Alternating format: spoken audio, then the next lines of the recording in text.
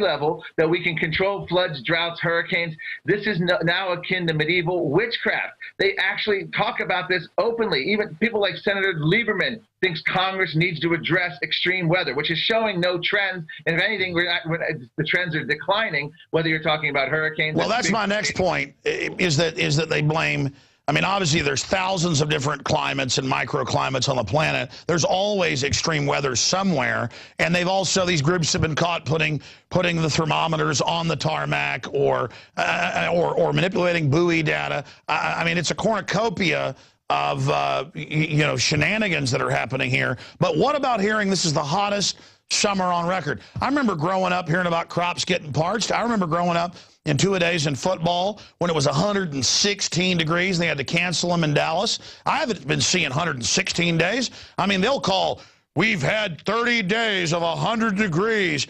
When I was a kid, it'd be 30 days of 107. I mean, I just, but what does giving Al Gore all my money do, even if, I mean, and of course the UN voted and said the sun isn't what's doing it too, so.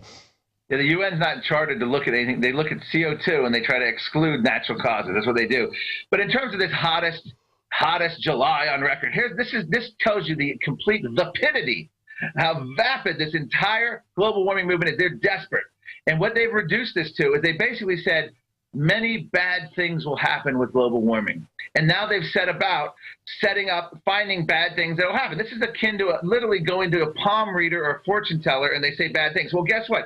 Anything in your life, there's always going to be bad things that happen. You're going to now say, aha, they were right. So there's record keeping like we've never had before. We can detect tornadoes and hurricanes like we've never been able to before with Doppler radar, with satellites.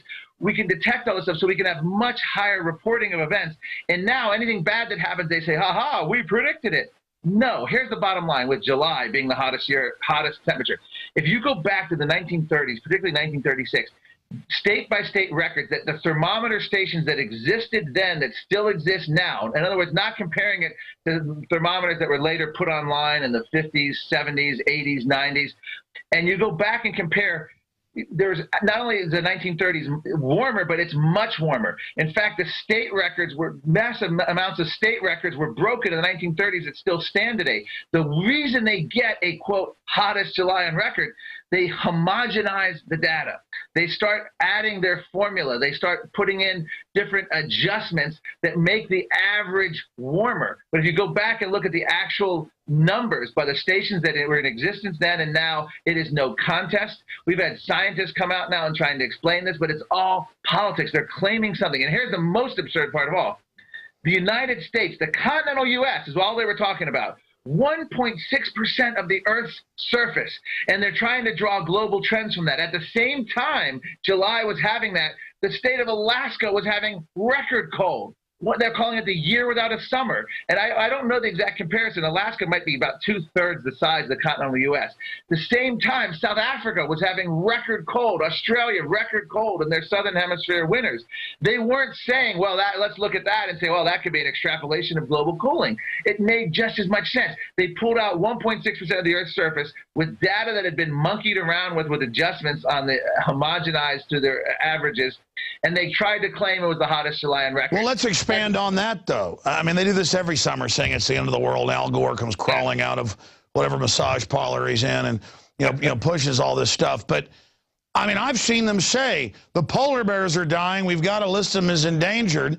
But then mainline government statistics say in Northern Europe and Northern Russia, it's 5-fold increase since the 1950s, and it's a 4-fold increase in North America. I mean, they're running around everywhere. I mean, they just think we're idiots. I mean, yes. In fact, the polar bears, and I have a whole A to Z report. The polar bears, as a microcosm of the entire debate, they're absolutely at or near historic population highs. They're showing no signs of distress. They're actually, by all accounts, like the wildlife biologists in Canada are saying they're doing absolutely fine. Well, have you seen the numbers of 5 times as many as there were in the 50s? Yes, 5 times as there were. Of the best estimates in the 1950s and 60s were that higher. And what did it was a hunting regulation. They were allowing a lot of over-hunting of the species, and that's why the numbers went down way back, and then they've corrected that. There's absolutely nothing. And if you look at this here, I just had an article today by a zoologist, a PhD.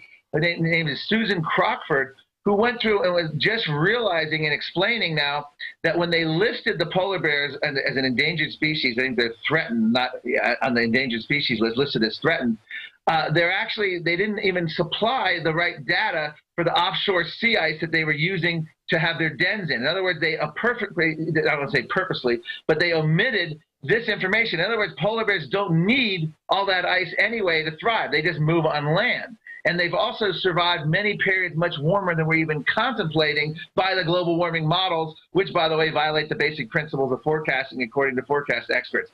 And that brings us to the next topic, if you don't mind, the Arctic. Just this past 2 weeks, they've been claiming the Arctic is at a record sea ice low. This is utter nonsense. What they've done is they put up satellites in the Arctic in 1979. Remember the 1970s? The global cooling scare, the CIA, the National Academy of Sciences, some of the same scientists, people like Stephen Schneider and others who were warning of man-made global cooling in the 70s, were now warning of man-made global warming. Stephen Schneider's now dead. But they are claiming that the Arctic is at some kind of record low. And it is at a low of the satellite era, but that's because we put the satellites up at a high point of Arctic ice, probably a 40-year cooling trend.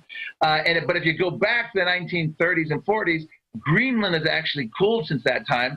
The Arctic was as warm or warmer, and it's very likely we had similar amounts of ice in the 1930s. Sure, but I mean, just a couple years ago, they said it was all going to be melted, and they had a record come. But I mean, look, I want to explain this to new viewers.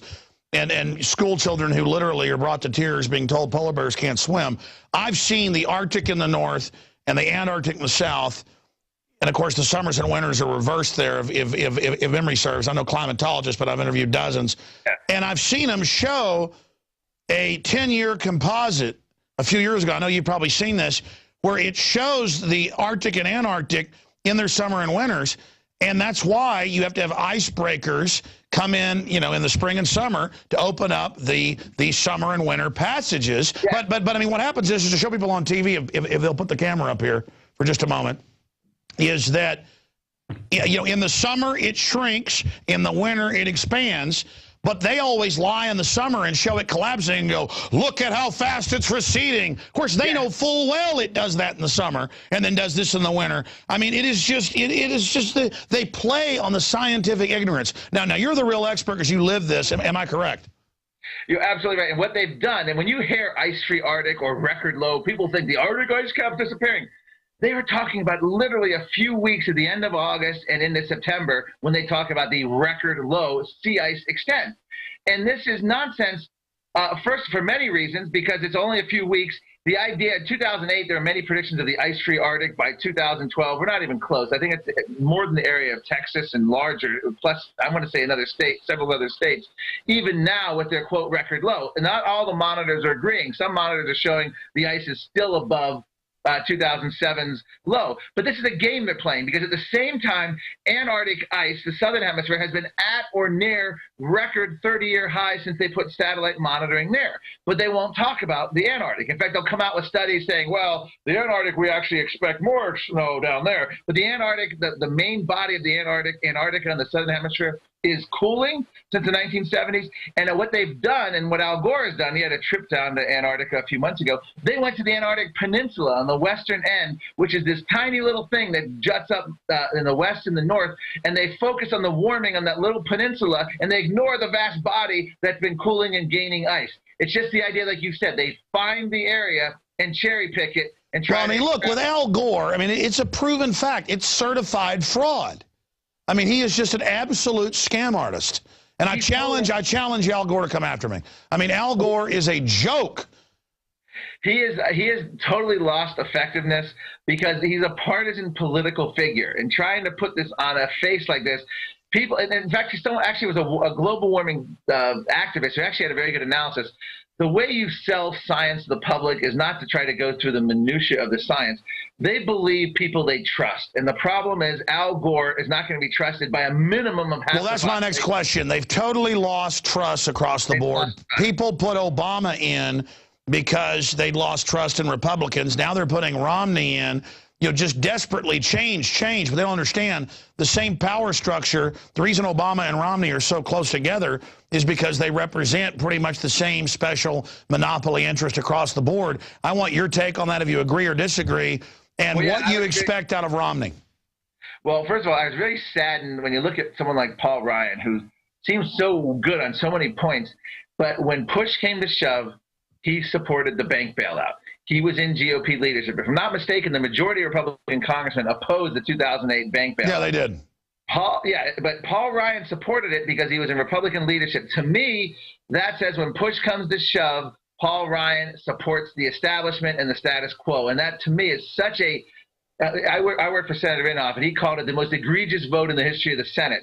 That is such a bellwether vote for anyone that's as a gut check, because it's easy to oppose Obama's budgets and Obama's policies on partisan grounds.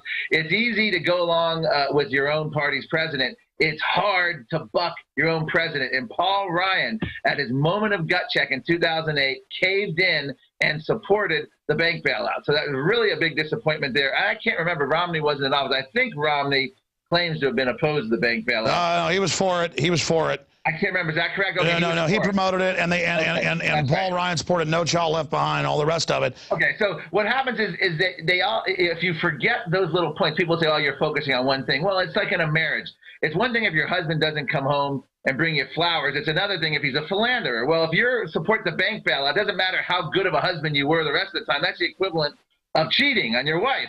And it's not the equivalent, voting for some budget here or there. It might be the equivalent of forgetting to get flowers on your anniversary. But to me, sure, that bank bailout vote tells me that they lack the ability to stand up to the Washington establishment. So that's why I don't expect any kind of radical change. I do think it would be an improvement, hopefully budget-wise, and they can rein in spending. But I don't think anyone looking at this who thinks it's going to be the desocialization of America is putting way too much hope in these two gentlemen. Sure. Look at Hillary. She's not going to go to the Democratic convention. They're talking about Biden out of there. I'm seeing all the signs of a stampede exodus by the establishment. The cover of Newsweek, hit the road, Jack, to Obama. What do you see happening in the election? Well, as of right now, and things change, the thing is Romney's such a stable and talented debater, stable candidate. I don't expect him to have any major goof-offs or any kind of problems. So given that, I would say that Romney is going to pretty much win this, not easily, but win it by a few points, and he'll get some of the key swing states, maybe Virginia, Wisconsin, Florida. I just don't see Obama carrying like he did. Obama, literally the floor has been ripped out beneath him. He doesn't have that aura anymore of hope and change to that swing voter who's just all enamored with him, the first black president, the whole aura that surrounded him. So I don't think he can win with that. And I just think given the economic situation, I think that I agree, but they could start a war to get people to rally around. They could do a lot of things. Yes, that's always possible. And I actually like Clint Eastwood's speech, by the way, to give it a plug. It was so refreshing to have something different. It was a little bit meandering, but I think everyone's into this whole thing where everything's got to be so nice and polished. I think Clint Eastwood, I thought that was a great. Well, let me be clear on that. The Republicans, it's one thing to clap. They were shouting and talking and yelling.